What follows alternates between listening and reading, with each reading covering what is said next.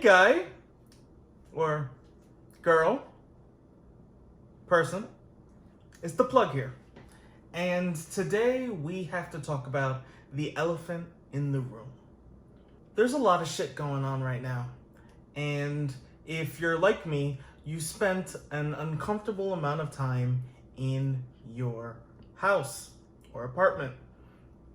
But along with the long list of fears and stresses that go on with the news, a big factor that is impacting us as a country is food shopping.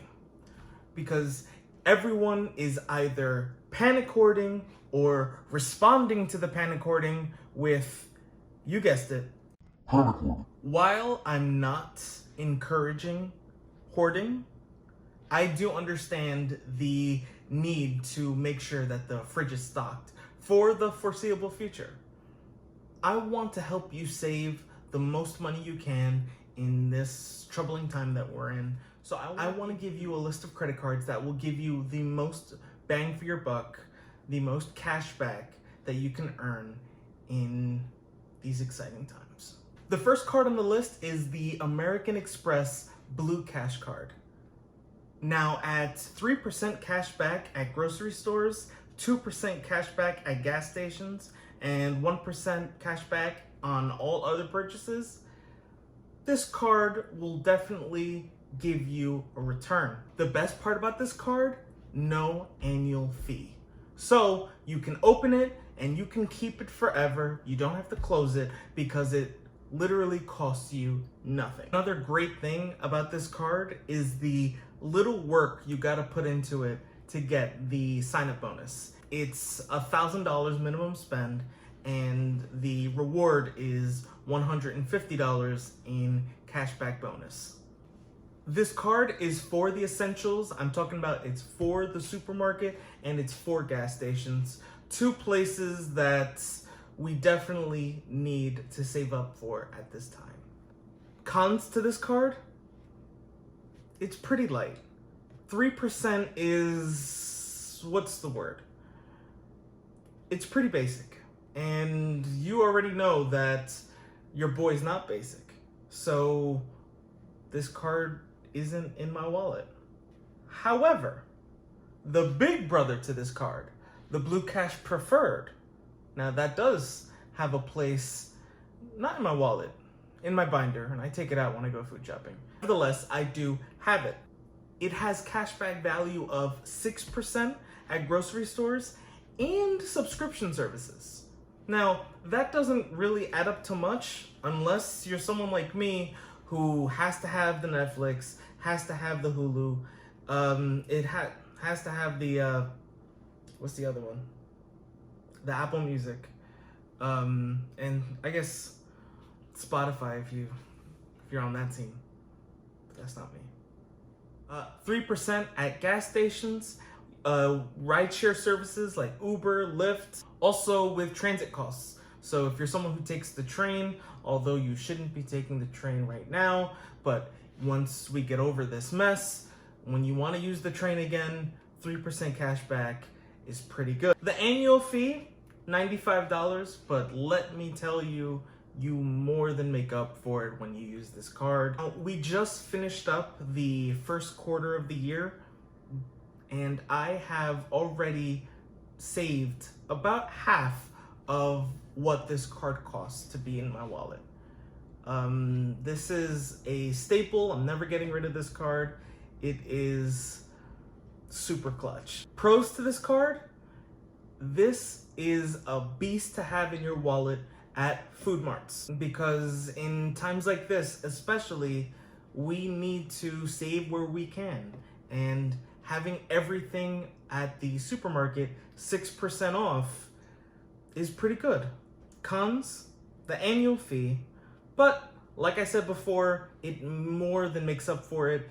It pays itself, and if you don't have this card already, the sign-up bonus, which is $250, I believe, with $1,000 spend, it pays for itself for the first 2.5 years.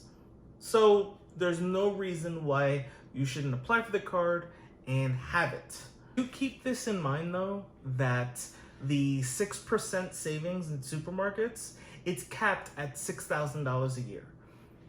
I don't know about you, but $6,000 a year is plenty for me. Just run through the numbers and make sure that it's cool for you. If you have a big family, you may need more than one Blue Cash Preferred.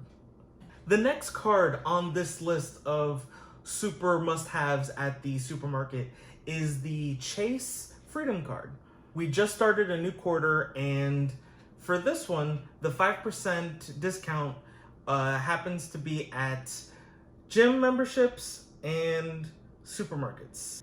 At 5%, this card is directly competing with the Blue Cash Preferred, and in some degrees, it has an advantage only because this card has 0 annual fee.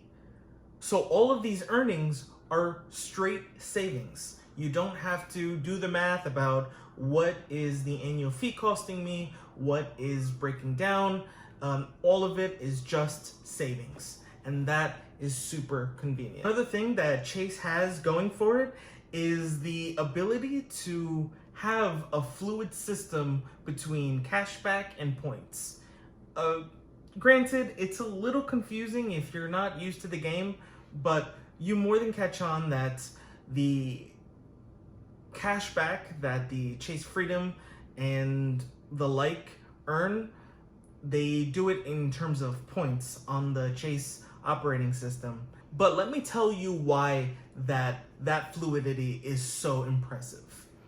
When I use my points at Amex, I need to be transferring them or using them on the Amex Travel website, which I'm pretty sure, like you, we're not even fantasizing about right now. Because if we decide to use Amex points to cover regular charges on our credit cards, it's going to be so cheap. 0.7, if we're lucky, cents per point. Which means that it's not even a penny, right? When using points, if you're using anything that has a value of less than a penny, then you're cheating yourself. So the fact that the cashback service with Chase and their UR system is so transparent, I have to give it to Chase that they have an advantage when it comes to the operating system and how they choose to view points and cashback and how they don't screw over their consumers. Having said that, a big con with the Chase Freedom Card in particular is the cap of $1,500 spend for that 5% category. Once you go over $1,500, it just becomes 1%. And, well, we don't really know how long we're gonna be in this messy situation, so we may need more than $1,500 for the quarter, right? So run the numbers, $500 a month for this quarter, and 5%, everything's on discount. The last card on this list is the other Chase card that works well with the operating system, is the Chase Freedom Unlimited card, which is no gimmicks, no quarterly spends. It's 1.5% cashback on all spend. Keep it simple. Anything that isn't a category spend for a credit card should go to the Freedom Unlimited.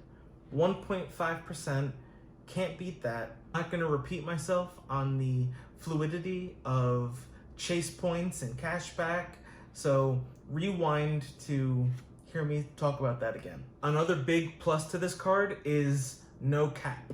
So you can spend as much as you can with that 1.5% always being applied, which can't be said for the Chase Freedom Card. But a good reason why Chase has it set up that way is because the Freedom and the Freedom Unlimited, they're They're like tag team partners where, you tag them in, tag them out as needed. If it's a 5% category spend, use your Chase Freedom. And if it's not, use your Freedom Unlimited for that 1.5%. It seems simple and it makes sense. If you get one, you should have the other. But do keep in mind about Chase's rules about applications. Everyone knows about 524, but if you don't, it's a pretty stringent rule that Chase has where if your credit profile shows that you opened 5 credit cards in the last 24 months or more, no matter what your credit score is, it can be 850, you're still getting denied. That's it, guys. That's my list for the must-haves at the supermarkets. I hope we can ride this out together. Stay safe, and remember, 6 feet. Yeah, you know what I'm talking about.